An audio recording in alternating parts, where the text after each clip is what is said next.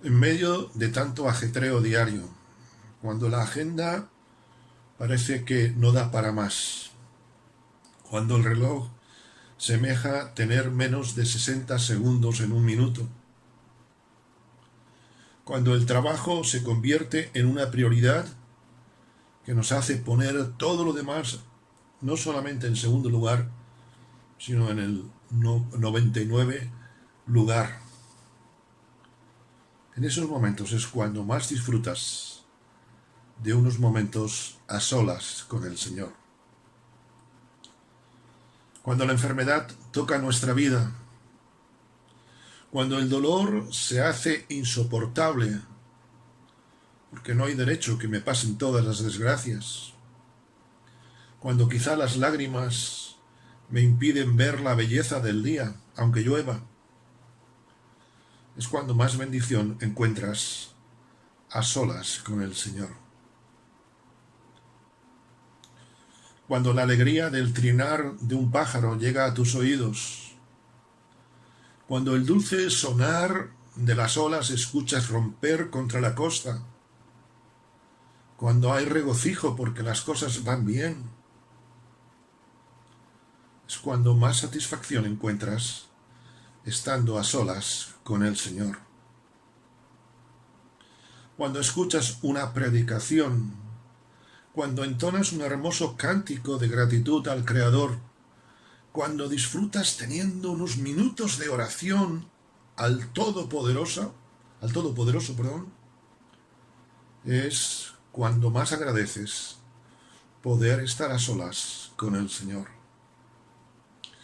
Cuando miras el camino de tu vida atrás y ves tantas montañas escaladas y tantos valles a los que descendiste, cuando observas cómo el paso del tiempo fue dejando algunas huellas en tu cuerpo, algunas arrugas en tu cara, cuando desde la experiencia ves que sin darte cuenta has ido madurando poco a poco, es cuando agradeces haber estado tantas veces a solas con el Señor. Cuando lleguemos a su presencia, cuando le veamos cara a cara, cuando hayamos dejado atrás tantas y tantas tristezas, cuando hayamos sobrevivido a tantos contratiempos, cuando nos encontremos con quien nos creó y veamos a quien tanto nos amó, cuando el tiempo deje de ser y todo sea eterno en su más profunda esencia, entonces sí, entonces nos postraremos ante Dios por habernos permitido estar a solas con el Señor.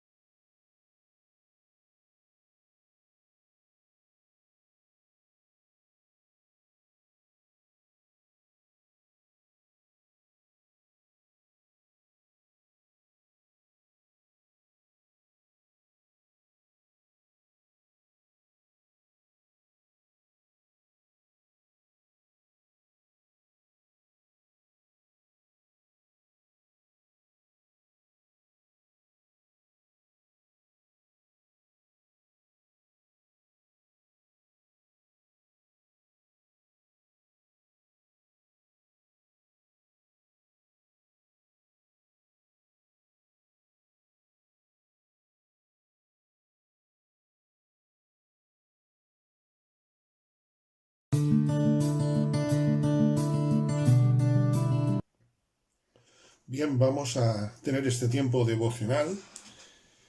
En las últimas semanas hemos estado viendo, hemos empezado a ver más bien, eh, lo que es la Iglesia y hemos iniciado esta serie pensando en lo que no es. Porque a veces podemos tener ideas erróneas, valga la expresión, podemos tener unas gafas erróneas que nos hacen ver mal las cosas o no tenerlas. Yo en este momento no estoy viendo tan bien la cámara, no significa que la cámara esté mal. Por eso es bueno saber lo que no es la Iglesia. Como dijimos en su momento, la Iglesia no es un edificio, la Iglesia son personas, somos personas. La última ocasión veíamos que la Iglesia no nos libra del mal. Recordamos que había un endemoniado en la sinagoga. Yo quisiera pensar que la Iglesia no es un sitio donde todo vale. El apóstol Pablo, precisamente a una iglesia que tenía conflictos, que tenía dificultades, que tenía diversos problemas, en su primera epístola, la primera epístola a la iglesia de Corinto, en el capítulo 14 y versículo 33, les dice: Dios no es Dios de confusión, sino de paz. Desde luego, cuando conocemos al Señor como nuestro Salvador personal, una de las cosas que eso conlleva es que somos libres. Jesús dijo aquella frase tan conocida: conoceréis la verdad y la verdad os hará libres. Pero eso no significa que en esa libertad no haya un orden, sino podría ser un libertinaje.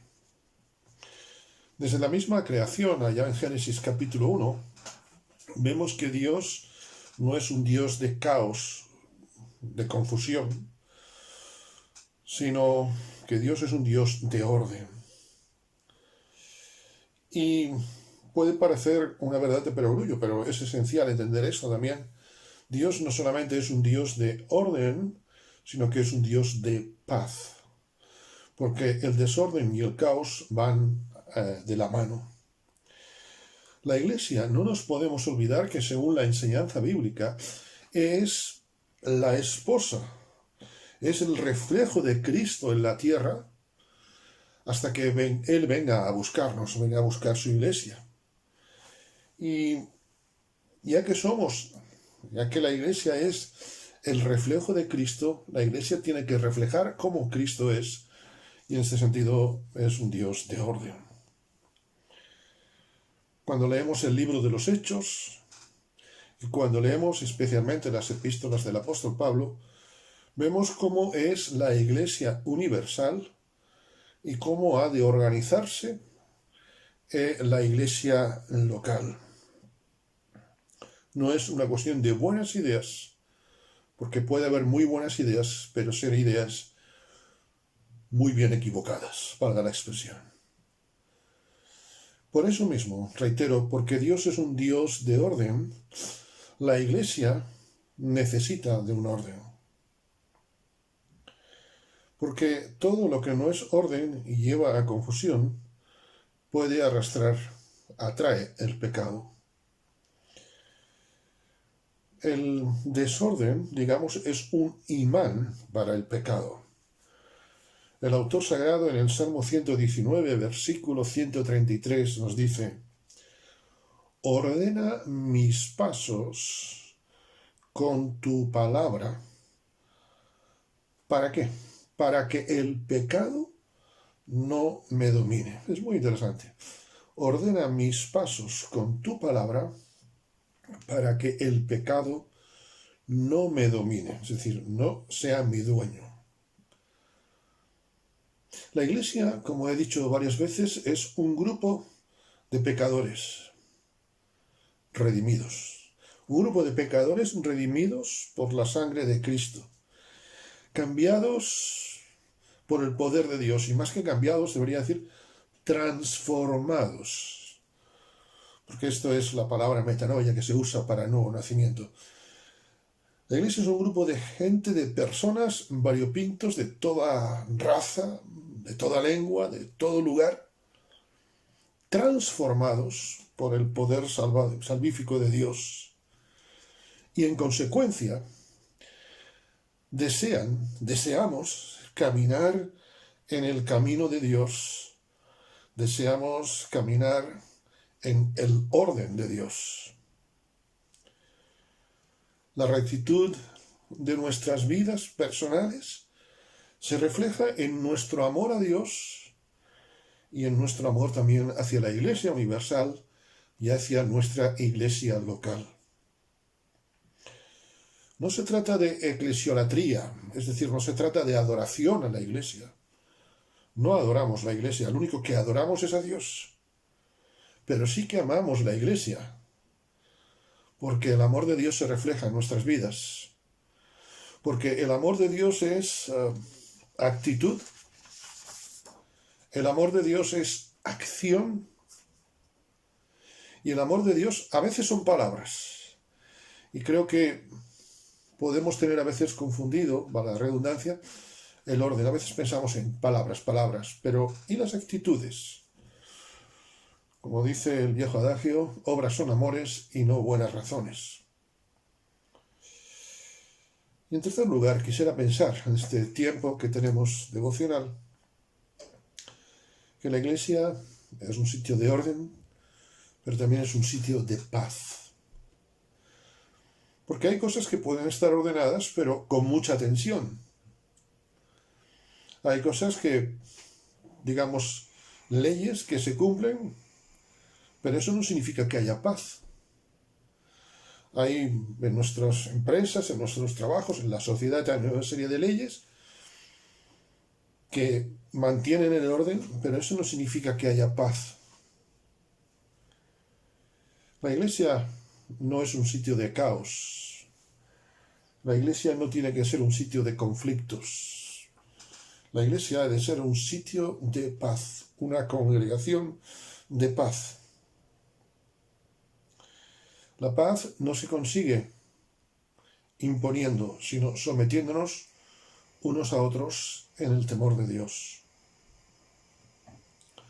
Decía el salmista en el Salmo 133 que no solamente reunidos en su nombre, sino en armonía, allí hay bendición y vida eterna. Mirad cuán bueno y delicioso es habitar los hermanos juntos en armonía. No se trata de estar juntos. Podemos ir en un autobús, en un tren, en un avión, lo que tú quieras. Vamos todos los pasajeros en la misma dirección, con el mismo objetivo, llegar al destino, pero eso no significa que vayamos todos en armonía. Quizá hay algún pasajero que te cae mal, quizá hay gente que tú no quieres hablar con ella, respetable.